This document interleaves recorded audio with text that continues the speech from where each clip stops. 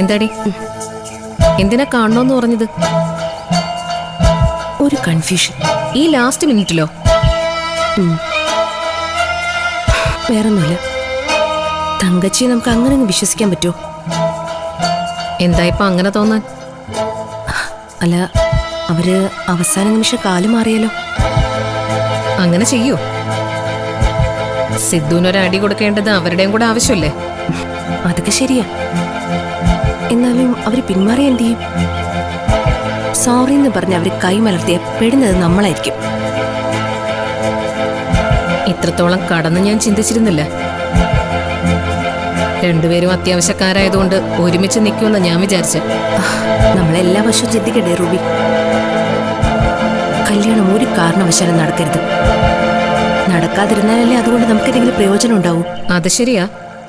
അപ്പോ എന്ത് ചെയ്യാന്ന് നീ പറയുന്നേ? ഒരു പ്ലാൻ ബി തയ്യാറാക്കണം.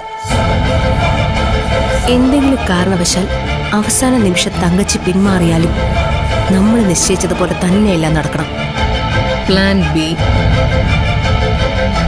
അത് നല്ലത് തന്നെയാ. പക്ഷെ അത് എന്താണെന്ന്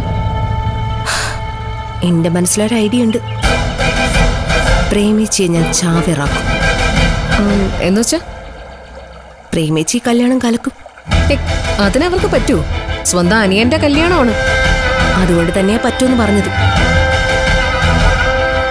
അവര് വിചാരിച്ച പലതും നടക്കും. ഒന്ന് നീ ഓർക്കണം, ദേവികയെ ഇഷ്ടമില്ലാത്തവരുടെ കൂട്ടത്തിലെ ഒന്നാം പേരുകാരിയ പ്രേമിച്ചി. ഈ കല്യാണം എങ്ങനെയെങ്കിലും മുടങ്ങി പോണോന്നാ അവർക്ക്.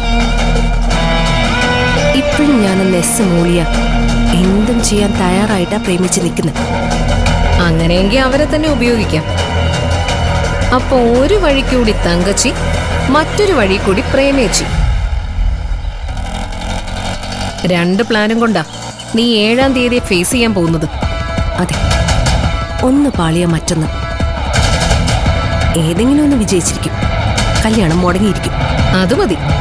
ബാക്കി നമുക്ക് അപ്പം ആലോചിക്കാം. എന്തൊരു ഗതികേട് എന്റെ അല്ലേ? ഒരു കല്യാണം മുടക്കിയിട്ട് വേണം എനിക്ക് കെട്ടാൻ. അങ്ങനെയൊന്നും നീ ഇപ്പൊ ചിന്തിക്കണ്ട. തൽക്കാലം നേട്ടങ്ങളിൽ മാത്രം നീ ഇപ്പൊ വിശ്വസിക്കും. സിദ്ധു നിനക്കുള്ളതാ, അല്ലാതെ എവിടുന്നോ കയറി വന്ന ദേവികയ്ക്കുള്ളതല്ല. അത് സ്വയം വിശ്വസിപ്പിക്കാൻ പറ്റിയ പിന്നെ ഒരു കുറ്റബോധത്തിന്റെ ആവശ്യമില്ല.